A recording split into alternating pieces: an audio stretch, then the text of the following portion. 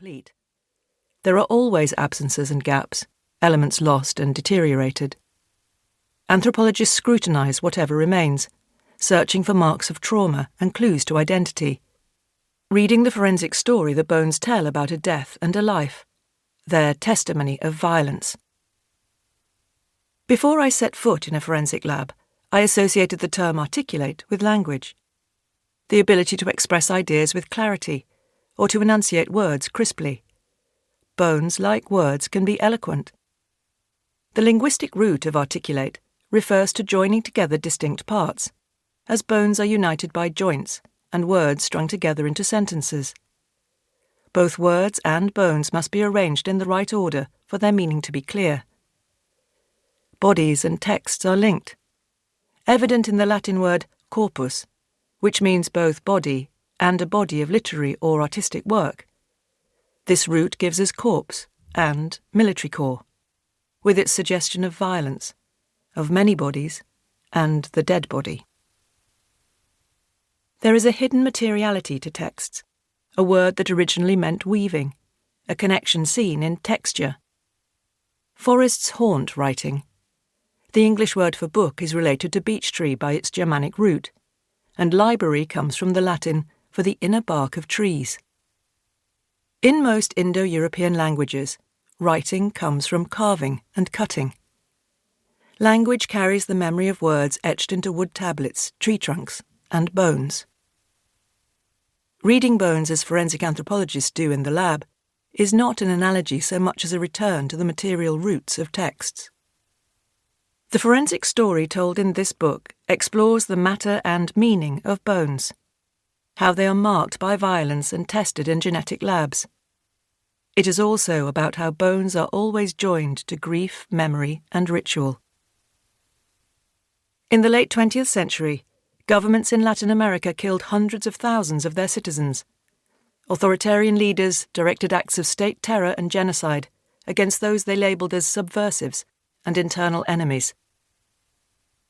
The catastrophic violence recounted in this book is in the past, but the world is still learning painful lessons about how tyranny leads to atrocity. The two countries I explore here, Guatemala and Argentina, are different in many ways, but they share a history of disappearance, in which people were abducted, tortured, and killed in secret prisons, their bodies discarded in hidden graves.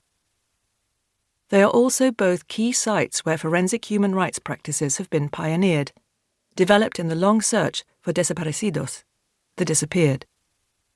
Latin American forensic teams have led the field, sharing their technical expertise and community-centered approaches with the rest of the world.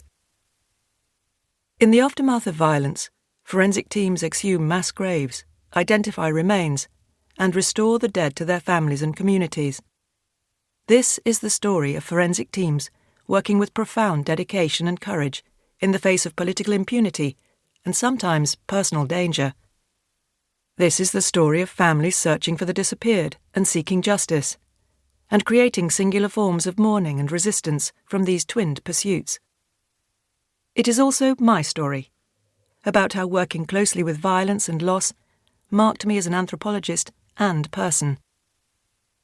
Like all forensic stories, it is an incomplete inventory, articulated from fragments, fieldwork and archives, formal interviews and late-night conversations, careful field notes and scribbled journal entries, memories I have polished like river stones, and memories I can hardly bear to touch. Puzzled together, this book tells the story of the time I spent with families, forensic teams, and the dead. It is one story among many. Every bone tells a life. Every person lost was a world. Chapter 1. A Lovely Grave for Learning. It is September, and I am standing on a hill in El Quiche, Guatemala, with a pickaxe in my hand. For the past month, I've been working alongside forensic anthropologists who are recovering the bodies of victims of one of Latin America's longest, bloodiest armed conflicts. We dig trenches, roughly 8 feet long and 6 feet deep, about the size of a coffin. It is backward grave digging, pulling bodies out of the ground, not putting them in.